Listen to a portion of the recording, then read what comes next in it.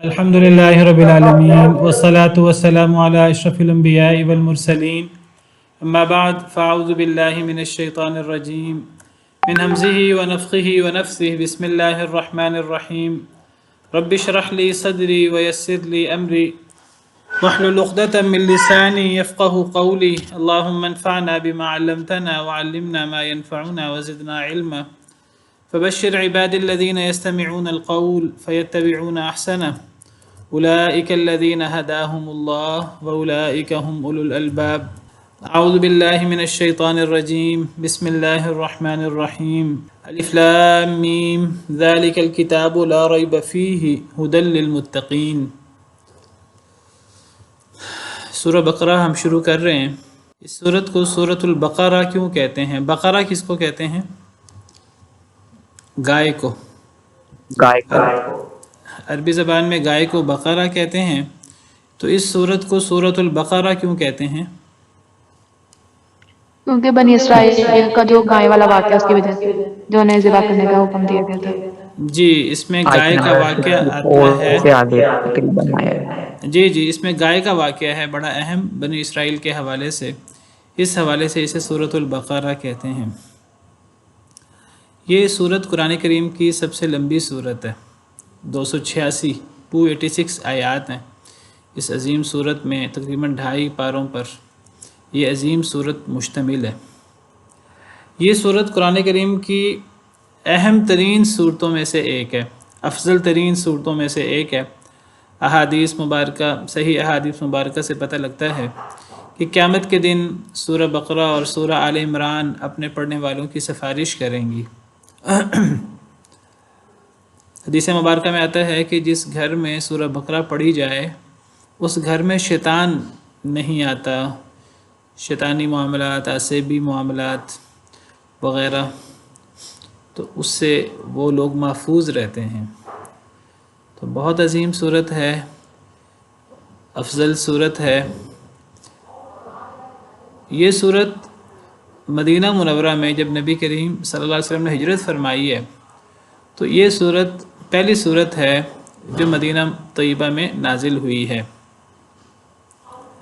جب ہم کسی صورت کے بارے میں کہتے ہیں کہ یہ صورت مکہ میں نازل ہوئی یا یہ صورت مدینہ میں نازل ہوئی، مکی ہے یا مدنی ہے، اس سے مراد یہ نہیں ہوتی کہ یہ پوری کی پوری صورت مکی ہے یا مدنی ہے. وہ پوری صورت بھی مکی یا مدنی ہو سکتی ہے، یا اس صورت کا معظم حصہ، بڑا حصہ مکی یا مدنی ہو سکتا ہے. مکی صورت اور مدنی صورت، آپ میں سے کون بتائیں گے، کون بتائے گا کہ کس صورت کو مدنی کہتے ہیں، کس صورت کو مکی کہتے ہیں؟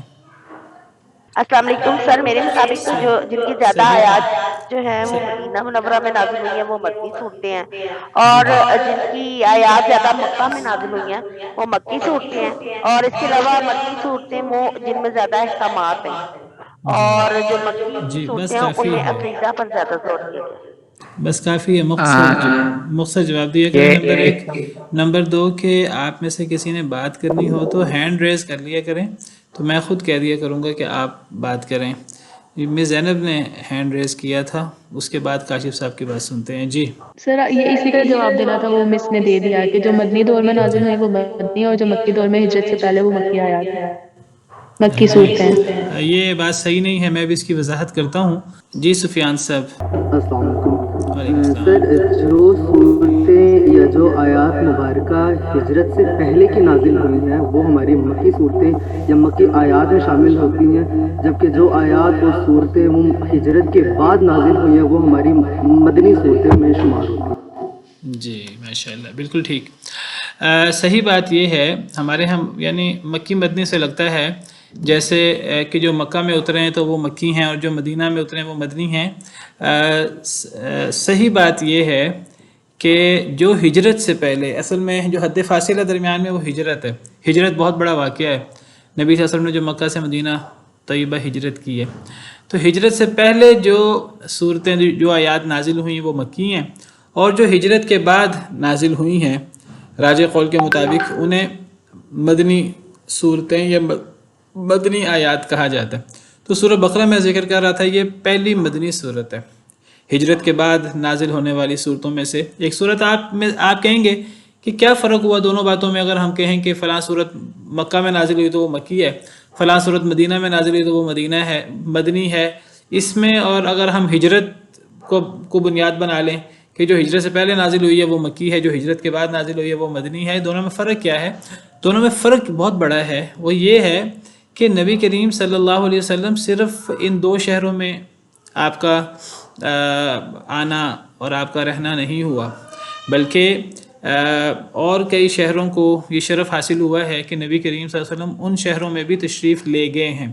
اور نبی کریم صلی اللہ علیہ وسلم جہاں بھی جاتے تھے تو آپ پر وحی نازل ہوتی تھی.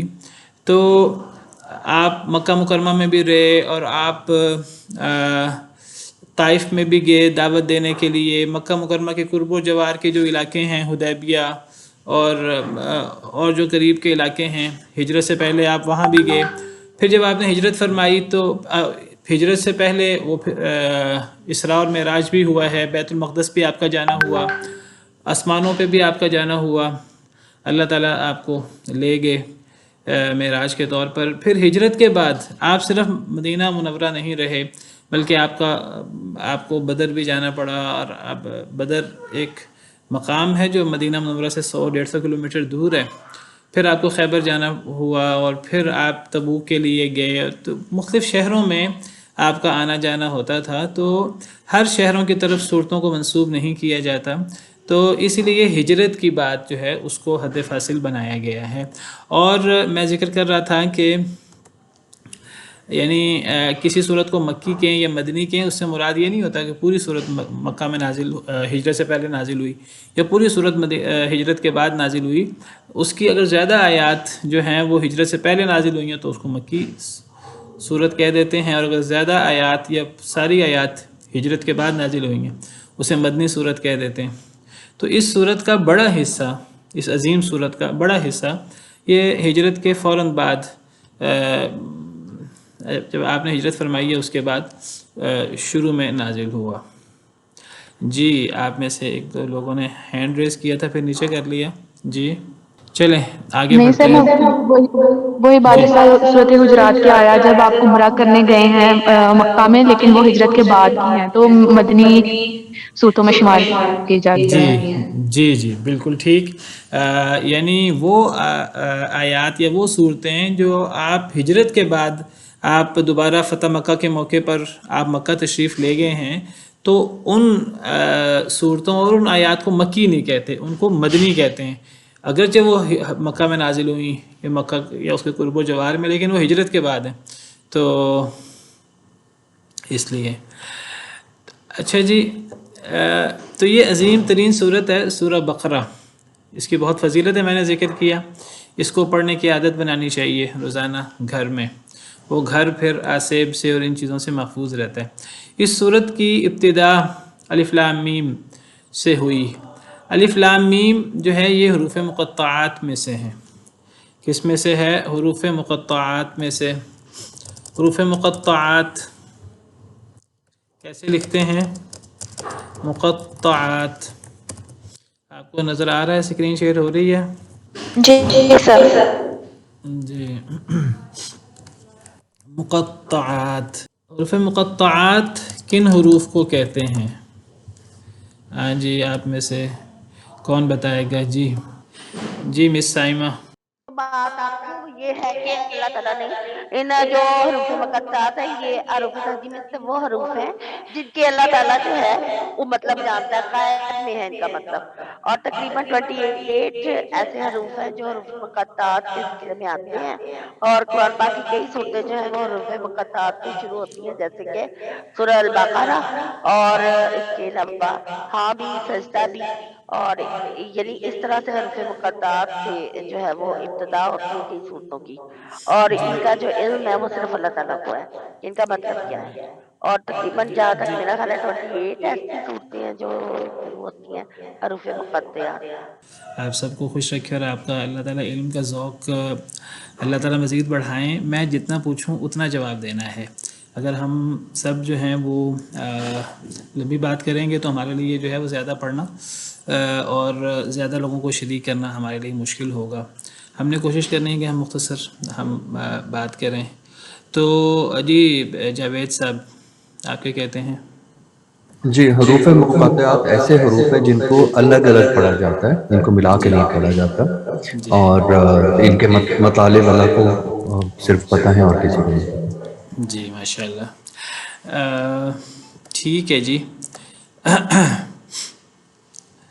تو مقطعات یہ قطع سے ہے، قاف طا عین، اور عربی میں قطع کرنا کہتے ہیں کاٹنے کو۔ تو ان حروف کو باقی حروف کے بالمقابل ان حروف کو کاٹ کاٹ کر پڑھا جاتا ہے، یعنی باقی حروف کو کاٹ کر نہیں پڑھا جاتا، ان حروف کو کاٹ کر پڑھا جاتا ہے۔ کاٹ کر پڑھنے سے کیا مراد ہے؟ کاٹ کر پڑھنے سے مراد یہ ہے کہ ان حروف کو الگ الگ مکمل پڑھا جاتا ہے، یعنی الف با تا سا، اس طرح کر کے ان حروف کو پڑھا جاتا ہے۔ عام طور پہ آپ دیکھیں قرآن کریم میں جو الفاظ ہیں، قرآن کریم کے مبارک الفاظ ہیں، وہ انہی حروف کو جوڑ کر بنے ہیں، لیکن ان حروف کو کاٹ کاٹ کر مکمل نہیں پڑھا جاتا، ان کو اکٹھا ملا کر پڑھا جاتا ہے۔ مثلا اگر یہ الف لام میم حروف مقطعات میں سے نہ ہوتا تو ہم اس کو کیسے پڑھتے؟ ہم اس کو علم پڑھتے، لم، آ کا مطلب کیا، لم کا مطلب نہیں۔ یہ علم عربی زبان میں علم دکھ کو کہتے ہیں، تکلیف کو، دکھ کو، لیکن وہ تب ہے جب ہم اس کو ملا کر پڑھیں، لیکن اب ہم ان کو ملا کر نہیں پڑھ رہے، ان کو ہم الگ الگ کر کے پڑھ رہے ہیں۔ تو یہ نہ تو الگ کیا کے معنی میں اور لم نہیں کے معنی میں، تو یہ وہ علم بھی نہیں ہے اور یہ دکھ درد تکلیف والا علم بھی نہیں ہے، بلکہ یہ الف لام میم ہے۔ تو یہ ہے حروف مقطعات کا معنی کہ ان حروف کو، وہ حروف جن کو کاٹ کاٹ کر پڑھا جائے، یعنی الگ الگ کر کے مکمل پڑھا جائے۔ مثلا اگر انگلش میں ہم عبدل کہتے ہیں تو یہ ہم نے ان حروف کو آپس میں ملا کر جوڑ کر پڑھا ہے، لیکن اگر ہم ABDUL تو یہ ہم نے گویا کہ ہر حرف کو الگ الگ کر کے پڑھا ہے۔ تو اس طرح کر کے جن حروف کو الگ الگ کر کے مکمل پڑھتے ہیں تو یہ حروف مقطعات ہیں۔ اور جیسے بیان کیا ہے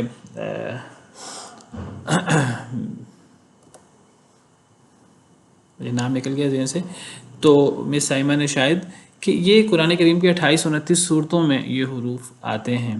اور حروف مقطعات یہ عام طور پر مکی صورتوں کے شروع میں آتے ہیں، زیادہ تر یہ مکی صورتوں کے شروع میں آتے ہیں، لیکن بعض دفعہ یہ مدنی صورتوں کے شروع میں بھی آ جاتے ہیں۔ مکی اور مدنی صورتوں کی بعض خصوصیات، بعض صفات ہیں۔ تو عام طور پہ کہا جاتا ہے کہ مکی صورتوں کی ایک علامت یہ ہے کہ ان کے شروع میں حروف مقطعات آتے ہیں، لیکن یہ کوئی لازمی علامت نہیں ہے مکی صورتوں کی۔ زیادہ تر مکی صورتوں میں آپ کو حروف مقطعات ملیں گے ان کے شروع میں، لیکن یہ اب سورہ بقرہ مدنی ہے، سورہ آل عمران اگلی صورت بھی مدنی ہے، اس میں بھی الف لام میم حروف مقطعات یہی ہیں، لیکن زیادہ تر یہ مکی صورتوں کے شروع میں آتے ہیں۔ جیسے یہ الف لام میم ہے، جیسے الف لام را ہے، جیسے الف لام میم صاد ہے، جیسے الف لام میم را ہے، جیسے حامیم ہے، جیسے طٰہٰ ہے، جیسے یاسین ہے، جیسے صاد ہے، جیسے کاف ہا یا عین صاد ہے، جیسے قاف ہے، قاف القرآن المجید، جیسے نون ہے، نون والقلم وما یسطرون۔ تو یہ حروف مقطعات ہیں۔ یہ حروف مقطعات، ان کا معنی جیسے آپ لوگوں نے بتایا کہ ان کا معنی اللہ کو علم ہے۔ جب بھی حروف مقطعات آتے ہیں ہمیں کہنا چاہیے اللہ اعلم بمرادہ، کہ اس کی مراد کو، ان کی مراد کو اللہ ہی جانتے ہیں۔ ان کا معنی کرنے کی کوشش کرنا اور اس کے بارے میں اٹکل پچو لگانا، اس سے بچنا چاہیے۔ بعض لوگ جی الف لام میم میں الف کا مطلب اللہ، لام کا مطلب جبریل، میم کا مطلب محمد صلی اللہ علیہ وسلم، تو بعض لوگ اس قسم کا معنی کرنے کی کوشش کرتے ہیں۔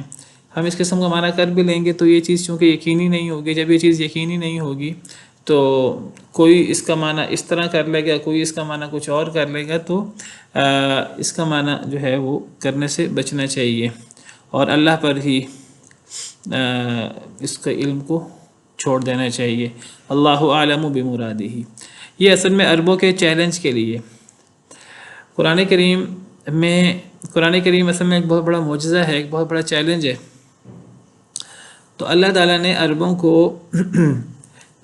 قرآن کے ذریعے چیلنج کیا ہے. ہر نبی کو اللہ نے وہ معجزے دیے ہیں. اس کی قوم جن علوم میں بہت آگے جا چکی تھی، تو اللہ نے ہر نبی کو ایسا معجزہ دیا ہے جس نے اپنی قوم کو، جس میں وہ ایکسل کرتی تھی اور جس میں بہت آگے تھی، تو اس میں وہ معجزہ ایسا معجزہ تھا کہ اس چیز میں وہ قوم اس نبی کا مقابلہ نہیں کر سکی اور گویا کہ وہ عاجز آ گئی. تو حضرت موسیٰ علیہ السلام کے زمانے میں میں ذکر کر رہا تھا کہ سیدنا موسیٰ علیہ السلام کے زمانے میں جادو کا دورہ تھا. لوگ جادو وغیرہ شعبدہ بازین میں لوگ بہت زیادہ جادو کرتے تھے. اللہ تعالیٰ نے ایسا معجزہ دیا کہ جادوگر عاجز آ گئے. وہ اگرچہ اللہ کا معجزہ جو اللہ کی طرف سے ہوتا ہے نبی کے ہاتھ پر، وہ جادو نہیں ہے، لیکن اس نے جادوگروں کو شکست فاش دی ہے اور جادوگروں کے سامنے حق واضح ہوا ہے اور جادوگر اس کا مقابلہ کرنے سے عاجز آ گئے تھے. حضرت عیسیٰ کے زمانے میں طب کا دورہ تھا. اللہ نے حضرت عیسیٰ علیہ السلام کو ایسے معجزے دیے کہ جن چیزوں میں طبیب جن چیزوں کا علاج تلاش نہیں کر سکتے تھے، موت کا علاج تو کسی کے ہاتھ میں بھی نہیں ہے. موت کا علاج تو کسی کے ہاتھ میں نہیں ہے. تو اللہ تعالیٰ نے سیدنا عیسیٰ علیہ السلام کو ایسا معجزہ دیا کہ وہ مردوں کو اللہ کے حکم سے ہاتھ پھیر کر زندہ کر دیتے تھے. اسی طرح وہ مادرزاد اندھے کو، کوڑی کے مریض کو وہ ہاتھ پھیر کر اللہ کے حکم سے ٹھیک کر دیتے تھے. ان چیزوں کا علاج اس دور میں نہیں تھا. مٹی کا پتلا بناتے، اس میں پھونک مارتے، اللہ کے حکم سے وہ جیتا جاگتا پرندہ بن جاتا تھا. تو نبی صلی اللہ علیہ وسلم کے دور میں یہ فصاحت و بلاغت اس کا دورہ تھا، زبان دانی کا. نبی کریم صلی اللہ علیہ وسلم کے دور میں فصاحت و بلاغت کا، زبان دانی کا دورہ تھا. اتنا زیادہ اس کی شہرت تھی کہ باقاعدہ حج کے موقع پر جو ان کے میلے لگتے تھے، اس میں شاعر اکٹھے ہوتے اور وہ اپنے شعر کہتے اور اپنے شعری مجموعے سناتے، اور جو سب سے اچھا شعر ہوتا اور شعری مجموعہ ہوتا، جس شاعر نے کہا ہوتا، اس کی بہت بلے بلے ہوتی، اور اس کا جو ہے وہ باقاعدہ اس کے قصیدے کو خانہ کعبہ کے ساتھ لٹکا دیا جاتا، اور اس کو ایک بہت یعنی بہت اہمیت حاصل ہوتی. اس کو کہتے ہیں معلقات. تو اس دور کے 7 بڑے قصیدے مشہور ہیں. ان کو 7 معلقات کہتے ہیں، عربی زبان کے 7 معلقات. اور وہ قصیدے جن بڑے بڑے شعراء کے ہیں، وہ 7 شعراء وہ سب سے بڑے شعراء شمار ہوتے ہیں، اور ان کا بہت بڑا مقام ہوتا تھا، بہت بڑی اہمیت ہوتی تھی. کہا جاتا ہے کہ انہی میلوں میں اور انہی اجتماعات میں کسی شاعر نے ایک ایسا شعر کہا تو لوگ اتنا اش کر اٹھے کہ جتنے لوگ اس مجلس میں تھے سب نے اس شاعر کو سجدہ کیا، اس کے سامنے تعظیماً جھکے. ہماری شریعت میں تعظیماً سجدہ جائز نہیں ہے، لیکن یہ نبی صلی اللہ علیہ وسلم کے سے پہلے کی بات ہے. تو یعنی شعر و شاعری کا اس دور میں اتنا رواج تھا اور اتنی زیادہ اہمیت تھی. آپ نے ایک محاورہ سنا ہوگا کہ فلاں شخص تو نابغہ ہے، نابغہ روزگار. یہ نابغہ بھی ایک شاعر کا نام تھا اس دور کا، اور وہ اتنا بڑا شاعر تھا. اس دور کے شاعر اصل میں اپنے بادشاہوں کی اور اپنے بڑوں کی جو ہے وہ تعریف کیا کرتے تھے، اور اس پر ان کو انعام و اکرام ملتا تھا. تو یہ نابغہ جو ہے یہ بہت بڑا شاعر تھا اس دور کا، اور یہ اتنا اس کو شہرت تھی کہ اس کا نام ہی ضرب المثل بن گیا. اب جس بندے کو جس فن میں طاق کہنا ہو تو ہم کہتے ہیں فلاں شخص تو فلاں فن میں نابغہ ہے، نابغہ روزگار ہے. تو یعنی عرب لوگ جو تہذیب میں، ترقی میں تو اتنے زیادہ آگے نہیں تھے، اور وہ کافی پیچھے تھے باقی قوموں کے مقابلے میں، لیکن زبان دانی میں عرب لوگوں کا طوطی بولتا تھا، اور وہ اپنے آپ کو کہتے تھے کہ ہم سے اچھی بات کرنے والا اور ہم سے اچھی زبان بولنے والا، اور عربی جیسی فصیح زبان جیسے ہماری ہے ایسی زبان کسی کی نہیں ہے. حالانکہ آپ کو پتہ ہے اس دور کی جو سپر پاور تھیں وہ فارس اور روم.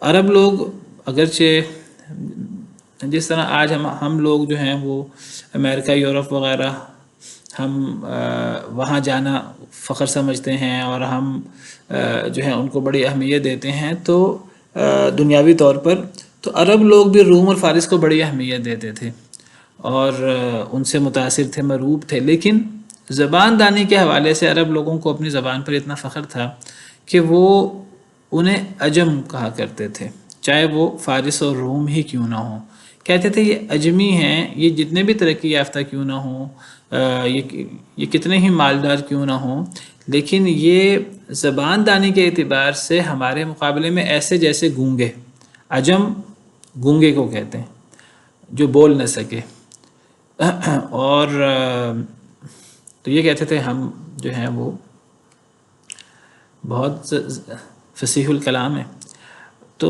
یہ فخر تھا انہیں۔ بہرحال ایک حد تک یعنی فخر تو نہیں کرنا چاہیے، فخر اور بڑائی اور کبریائی تو صرف اللہ کی ذات کو روا ہے، ویسے حقیقت یہ ہے کہ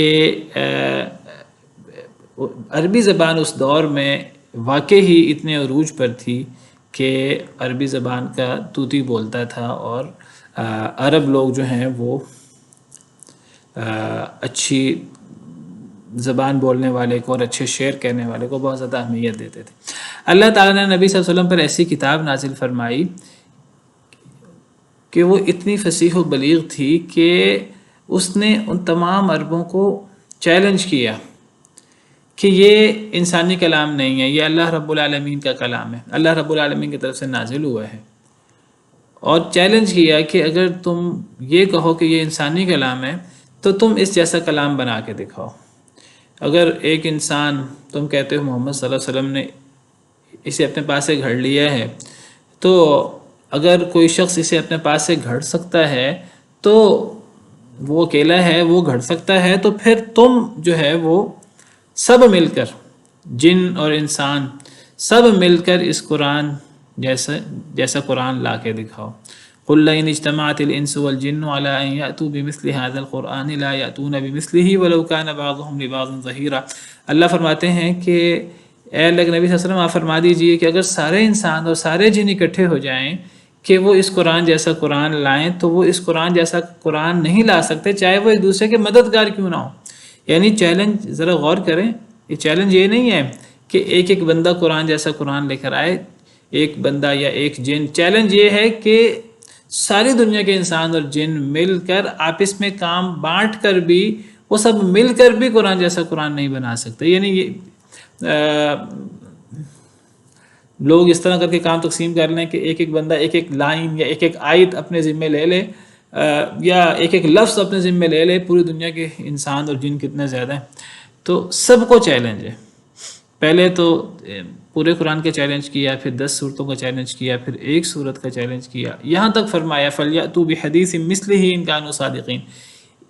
اس بات جیسی کوئی ایک بات ہی لے آئیں اگر وہ سچے ہیں تو قرآن کریم نے عربوں کو ہلا کر رکھ دیا اپنی فصاحت و بلاغت سے۔ اب وہ تھے کافر، لیکن قرآن کریم، وہ عربی تھے، عرب دان تھے، قرآن جب اترا اور نبی صلی اللہ علیہ وسلم نے قرآن سنایا ان کو، وہ قرآن سے اتنے متاثر ہوئے کہ وہ نبی صلی اللہ علیہ وسلم رات کو خانہ کعبہ میں پڑھتے قرآن کریم تو وہ چھپ چھپ کر سننے آیا کرتے تھے باقاعدہ۔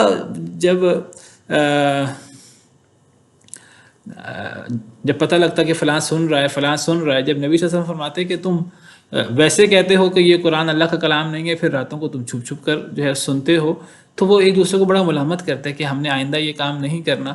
تو ایک دفعہ انہوں نے آپ سے پلان بنایا کہ آئندہ کوئی قرآن سننے نہیں جائے گا، لیکن ہوا کیا کہ قرآن سننے کا ایسا چسکا پڑ گیا، اور دیکھیے ہم تو اجمی ہیں، ہمیں تو قرآن کریم کی فصاحت و بلاغت کا وہ اندازہ نہیں ہو سکتا جو ان کو اندازہ ہو سکتا تھا۔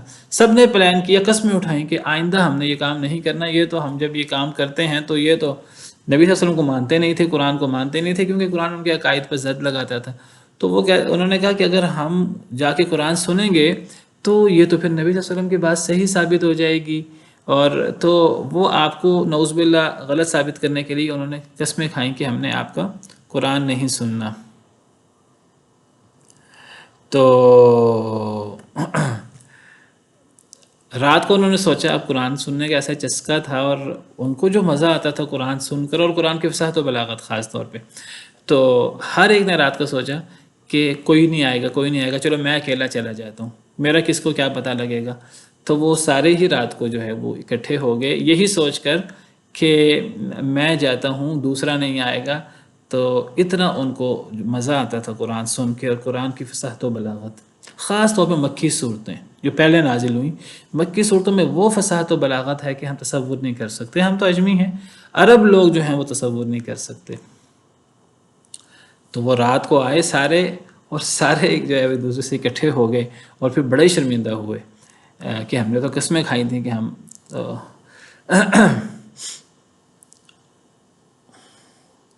تو یہ قرآن کریم کی فصاحت و بلاغت ہے، اور اللہ نے اس کا چیلنج کیا ہے۔ اور یہ جو حروف مقطعات ہیں، اس سے قرآن کریم کی یہ فصاحت و بلاغت مزید بڑھ جاتی ہے، اور اس سے عربوں کو مزید چیلنج ہے کہ یہ حروف مقطعات یہ انہی الفابیٹس کے، انہی حروف تہجی کے حروف ہیں جو جن سے تمہاری زبان بنی ہے عربی، اور تم اپنے آپ کو عربیت کا امام کہتے ہو، تم باقیوں کو عجم کہتے ہو۔ تو اگر تم اتنے ہی عربی کے ماہر ہو تو ذرا ان حروف کا معنی کر کے دکھاؤ۔ تو یہ چیلنج ہے، یہ حروف مقطعات، یہ مفسرین نے لکھا ہے کہ یہ قرآن کریم کے اعجاز کے لیے ہیں۔ کیا مطلب قرآن کریم کے اعجاز کے لیے ہیں؟ یعنی یہ قرآن کریم کے اعجاز کو اور قرآن کریم کے معجزہ ہونے کو مزید بڑھاتے ہیں، مزید زور پیدا کرتے ہیں۔ یہ چیلنج ہے عربوں کو کہ ان حروف کا معنی کر کے دکھاؤ۔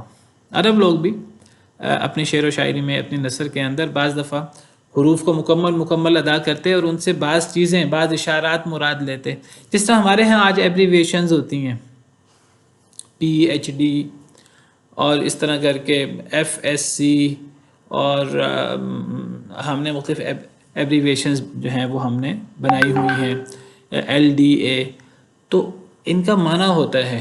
تو ان کے ہاں بھی اس طرح عربی الفاظ وہ بعض دفعہ ادا کرتے، شعر و شاعری میں، نثر میں ان کا معنی ہوتا تھا۔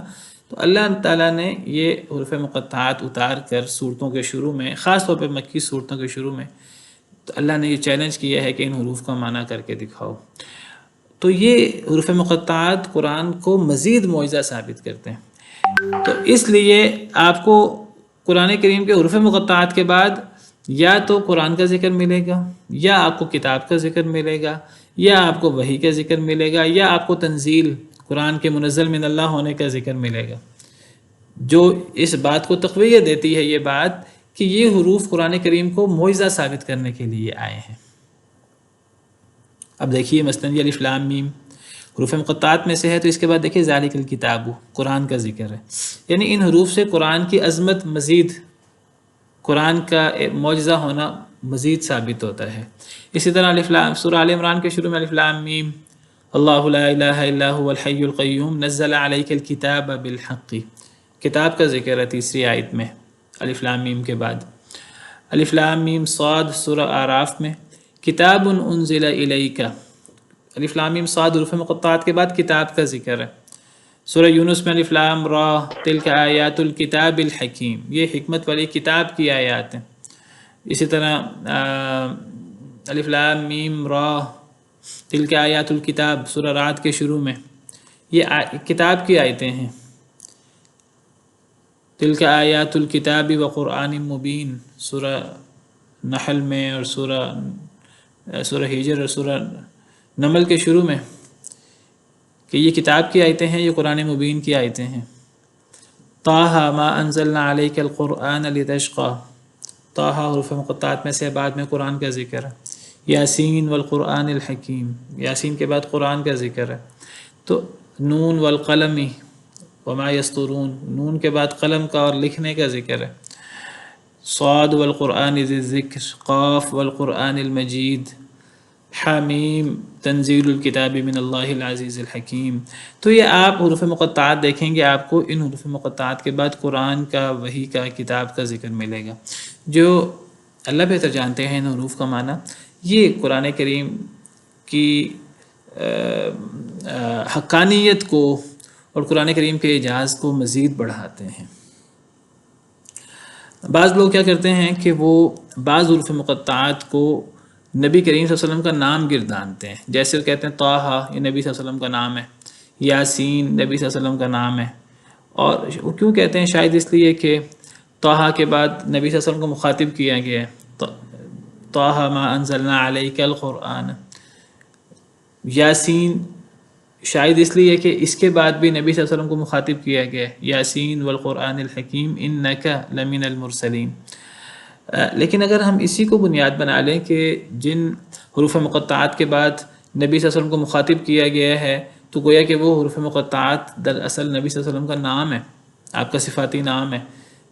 تو وہ تو پھر صرف طٰہٰ اور یاسین نہیں ہے، وہ تو پھر ایسے اور بھی حروف مقطعات ہیں جن کے بعد نبی صلی اللہ علیہ وسلم کو مخاطب کیا گیا. کیا پھر انہیں بھی نبی صلی اللہ علیہ وسلم کا نام نامی قرار دیا جائے گا؟ جیسے حامیم، عین سین قاف کذالک یوحی الیک، یہاں بھی نبی صلی اللہ علیہ وسلم کو مخاطب کیا گیا ہے سورہ شورى 25ویں پارے کے شروع میں.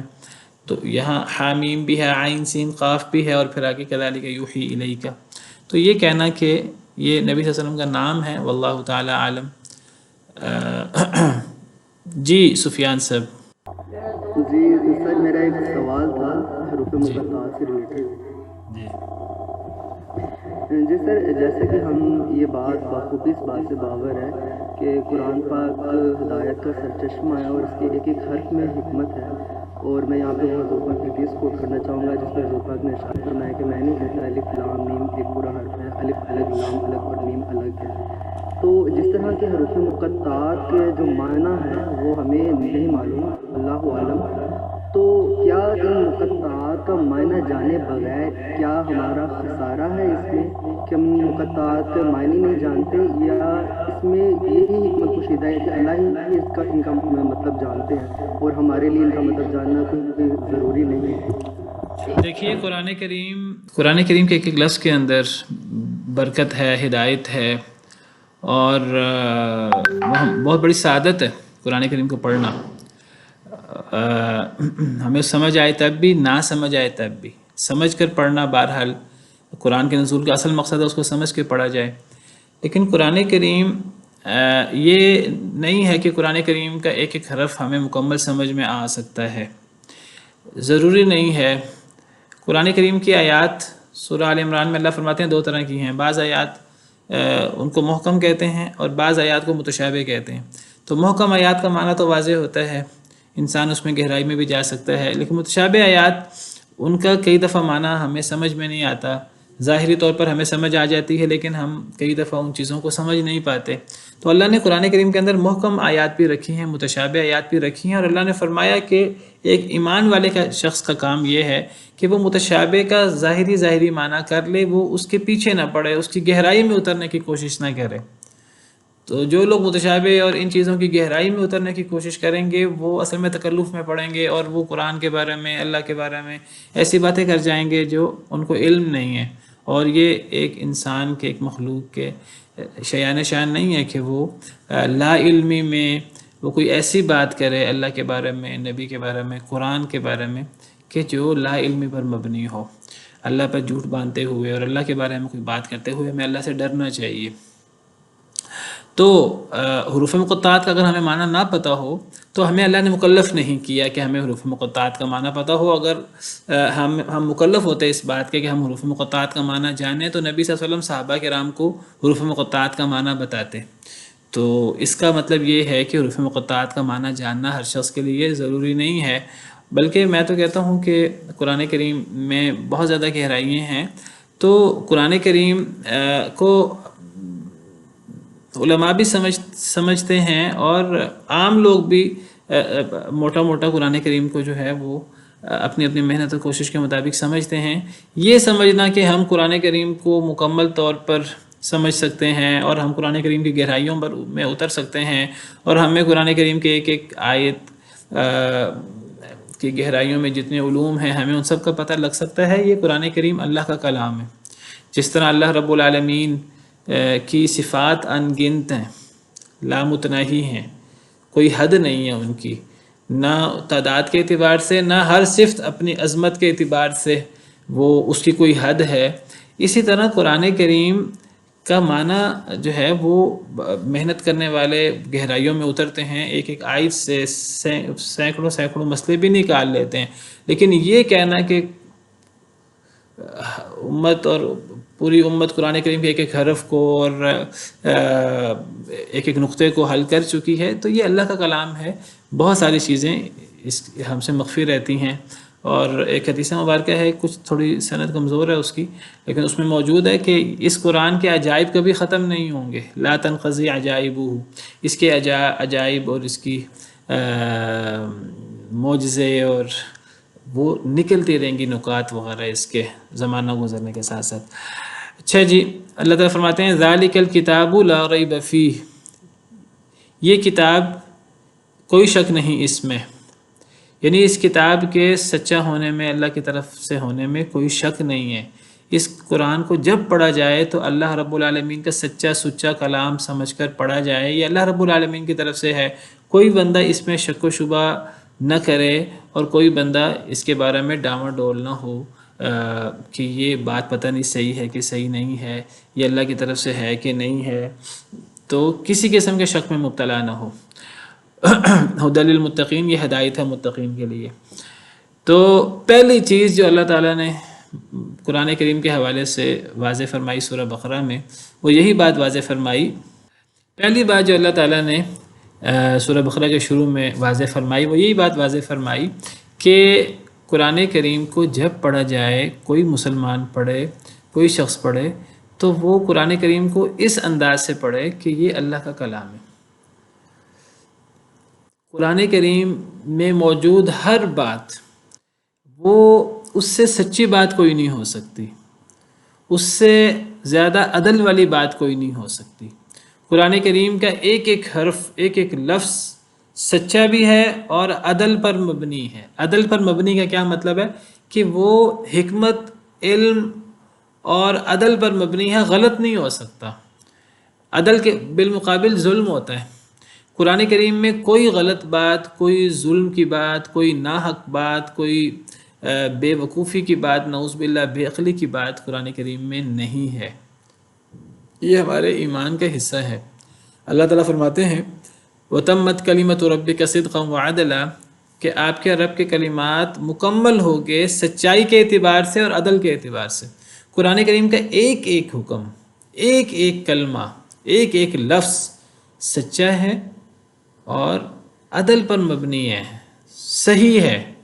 ایک بات قرآن میں آ جائے، اب اس بات کے سچا ہونے میں دنیا ادھر سے ادھر ہو سکتی ہے، وہ بات غلط نہیں ہو سکتی اگر وہ بات قرآن سے ثابت ہے۔ تو یہ ایک الگ بات ہے کہ کوئی بندہ جو ہے وہ قرآن کریم کا ایسا معنی کرے جو معنی بنتا نہیں ہے، وہ کھینچ کے ایک معنی کرنے کی کوشش کرے، میں اس کی بات نہیں کر رہا، میں بات کر رہا ہوں ایک بات قرآن کریم سے صراحت سے ثابت ہو رہی ہے، تو وہ ہمارے لیے وہ بات ایسے ہونی چاہیے جیسے سورج، چمکتا سورج، جیسے دن کو ہم دن کہتے ہیں، رات کو ہم رات کہتے ہیں، وہ چیز ہمارے لیے اتنی واضح ہونی چاہیے۔ جس طرح کل کا دن نکلنا، یعنی آج رات ہے، رات کے بعد دوبارہ رات نہیں آ سکتی، رات کے بعد دن نہیں آ سکتا، ہمیں 100% یقین ہے۔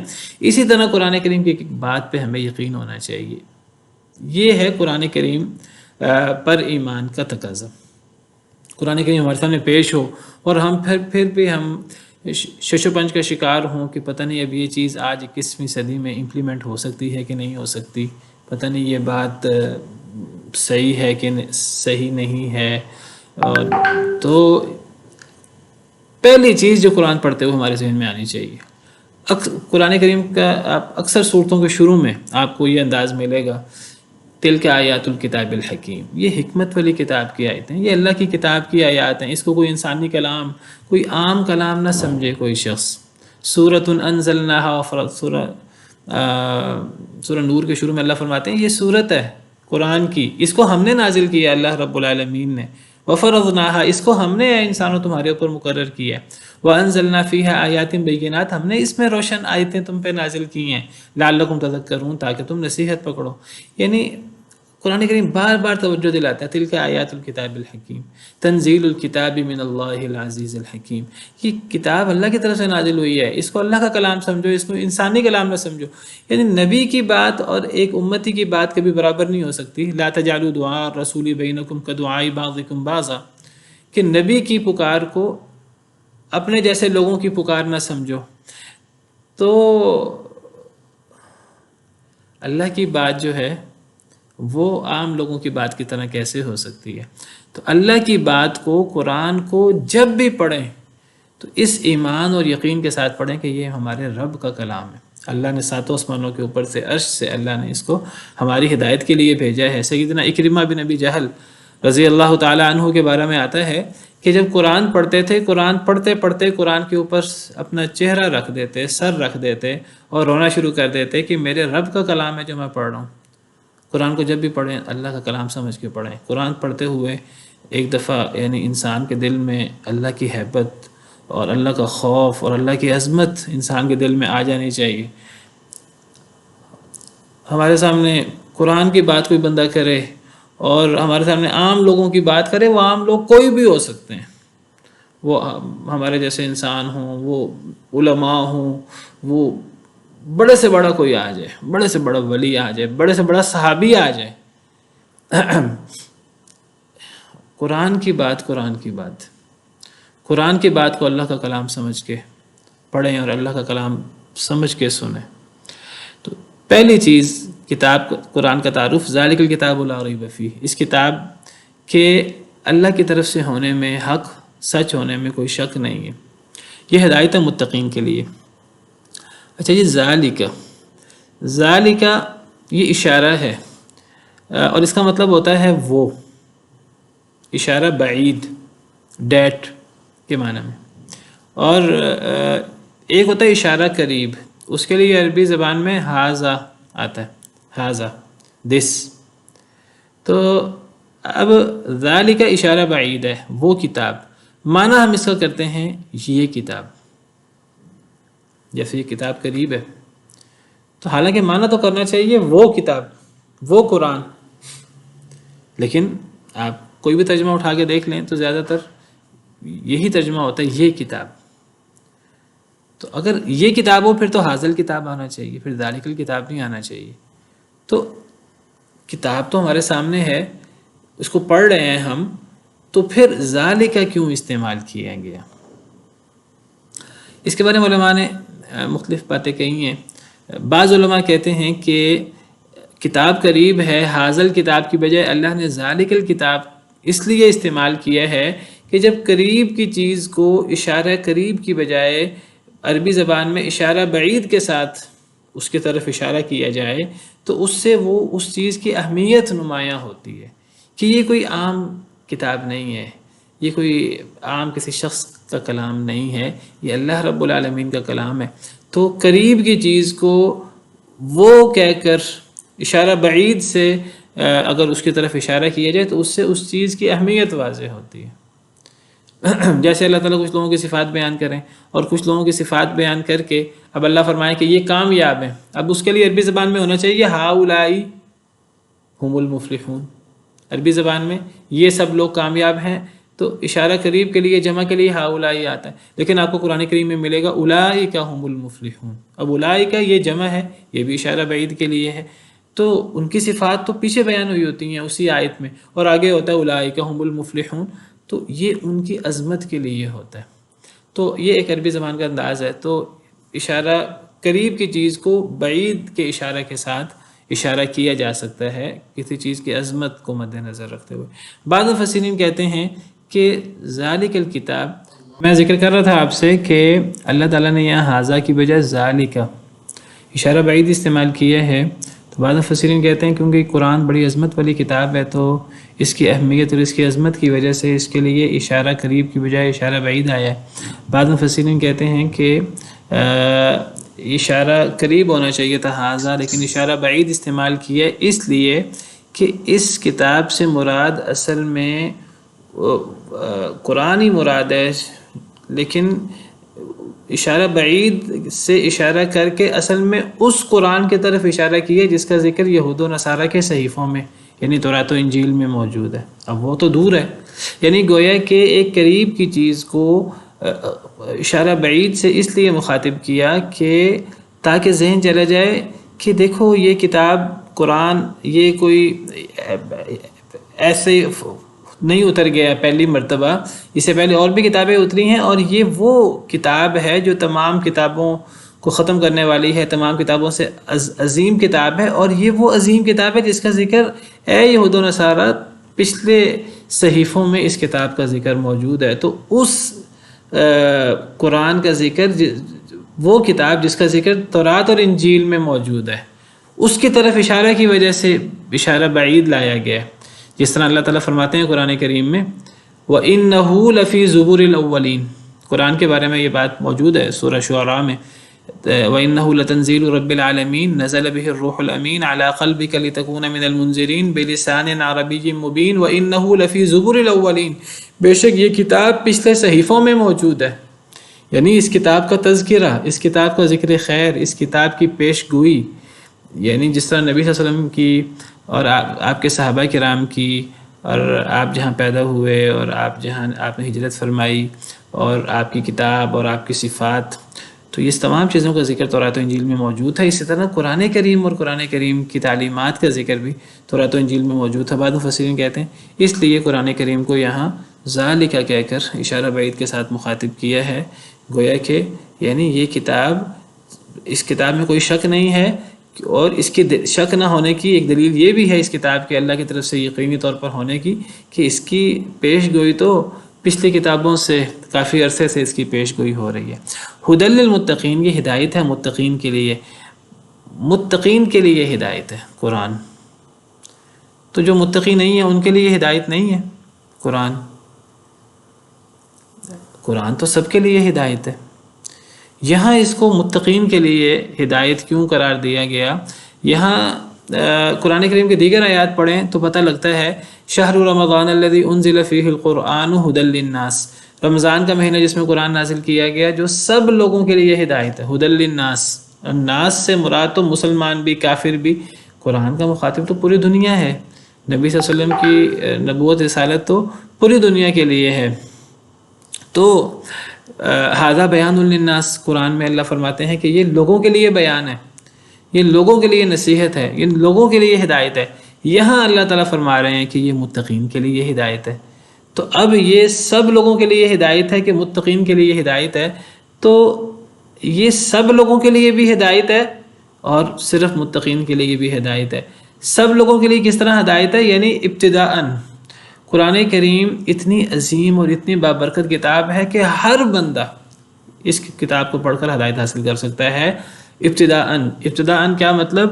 یعنی اصولی طور پر ہر بندہ قرآن کریم پڑھ کر ہدایت حاصل کر سکتا ہے، بشرطے کہ وہ اس کو خلوص نیت سے پڑھے، تو کھلے ذہن کے ساتھ پڑھے، تو بغاوت کی نیت سے اور ہٹ درمی کی نیت سے نہ پڑھے، تو اعتراض نکالنے کے لیے اور نہ پڑھے، بلکہ قلب سلیم کے ساتھ پڑھے۔ ہدایت کے لیے اگر کوئی پڑھے اس کو، تو جو بندہ بھی قرآن کو پڑھے گا تو اس کو ہدایت حاصل ہوگی، چاہے وہ مسلمان ہو چاہے وہ کافر ہو۔ کتنے مثالیں ہیں کہ نبی صلی اللہ علیہ وسلم کے دور میں کتنے کفار صرف قرآن سن کے مسلمان ہوئے، صرف قرآن پڑھ کے مسلمان ہوئے، آج کے دور میں بھی۔ تو قرآن صرف مومنوں کے لیے ہدایت نہیں ہے، قرآن سب کے لیے ہدایت ہے، بشرطے کہ کوئی اس کو کھلے ذہن کے ساتھ پڑھے۔ لیکن جو اس کو کھلے ذہن کے ساتھ نہیں پڑھے گا، اس کو اعتراض کرنے کے لیے پڑھے گا، کیڑے نکالنے کے لیے پڑھے گا، اور عیب نکالنے کے لیے، غلطیاں نکالنے کے لیے پڑھے گا، اعتراض کرنے کے لیے پڑھے گا، ایسے لوگوں کو کبھی قرآن سے ہدایت حاصل نہیں ہوگی، بلکہ ایسے لوگوں کو قرآن گمراہ کر دیتا ہے۔ اللہ تعالیٰ اس سورہ بقرہ کے شروع میں ہی فرماتے ہیں 2-3 صفحوں کے بعد یضل بہ کثیرا ویہدی بہ کثیرا، اللہ اس قرآن کے ذریعے بہت سے لوگوں کو گمراہ کر دیتے ہیں، بہت سے لوگوں کو اللہ قرآن کے ذریعے ہدایت دے دیتے ہیں۔ قرآن میں اللہ نے فرمایا کہ جہنم کے 19 دروغے ہیں، 19 فرشتے۔ تو مشرکین مکہ نے اعتراض کر دیا، یہود و نصارہ نے اعتراض کر دیا کہ جی 19 کیوں ہیں، یہ 21 کیوں نہیں ہیں، یہ 100 کیوں نہیں ہیں، یہ 1000 کیوں نہیں ہیں، یہ صرف 19 کیوں ہیں؟ اللہ نے فرمایا کہ لوگ ان باتوں سے، جن کے دلوں میں ایمان نہیں ہے، وہ شک میں پڑ جاتے ہیں، شک و شبہ میں پڑ جاتے ہیں، جو قرآن کریم کو قلب سلیم کے ساتھ ہدایت حاصل کرنے کے لیے نہیں پڑھتے تو وہ قرآن کریم میں اس قسم کے عیب نکالنے کی کوشش کرتے ہیں. جو قرآن کریم کو عیب نکالنے کے لیے پڑھے اور اعتراض کرنے کے لیے پڑھے تو اس کو قرآن سے کبھی ہدایت نہیں ملے گی. تو یہاں ہدی للمتقین قرآن کو کہا گیا نتیجے کے اعتبار سے، یعنی گویا کہ اب خلاصہ یہ نکلا کہ قرآن کریم میں ہدایت تو سب لوگوں کے لیے ہے، چاہے کوئی مومن ہو چاہے کوئی کافر ہو، بشرطے کہ کوئی بندہ اس کو قلب سلیم کے ساتھ کھلے ذہن کے ساتھ پڑھے کہ میں اس کو پڑھوں، اگر مجھے اس میں حق ملا تو قبول کر لوں گا. اس نیت سے جو قرآن کو پڑھے گا انشاءاللہ اسے ہدایت ملے گی، چاہے وہ مسلمان ہو چاہے کافر ہو. لیکن ہوتا کیا ہے عام طور پر، واقعہ کیا ہے؟ واقعہ یہ ہے کہ قرآن سے انہی لوگوں کو نصیحت حاصل ہوئی ہے کہ جو متقی تھے نتیجے کے اعتبار سے. یہ نہیں پہلے متقی تھے تو پھر ان کو قرآن سے فائدہ ہوا، نہیں، ایک بندہ نتیجے کے اعتبار سے اگر متقی ہے، اللہ سے ڈرنے والا ہے، تو چاہے جب وہ قرآن پڑھے تب کافر ہی کیوں نہ ہو، تو جو بندہ نتیجے کے اعتبار سے متقی ہے، تو انجام کے اعتبار سے متقی ہے، تو اس بندے کو قرآن سے ہدایت حاصل ہوگی. یہاں متقی جو ہے وہ ایمان والے کے لیے ہے، ایمان کی ایک بڑی صفت تقوی ہوتی ہے. یہاں متقی سے مراد اصل میں مومن ہے، کہ یہ متقی لوگوں کے لیے، اللہ سے ڈرنے والوں کے لیے، ایمان والوں کے لیے قرآن کریم ہدایت ہے. پھر آگے اللہ نے ایمان والوں کی صفات بیان کی ہیں، تو وہ انشاءاللہ اگلے لیکچر میں پڑھیں گے. ٹائم اوپر ہو گیا، اس کو اسی پر بس کرتے ہیں. ایمان والوں کی پہلی صفت اور بڑی صفت جو ہے وہ تقوی ہے. تو پھر مزید صفات ہیں، ان کو انشاءاللہ اگلے لیکچر میں بشرط زندگی. سبحان ربک رب العزت عما یصفون وسلام علی المرسلین والحمد للہ رب العالمین.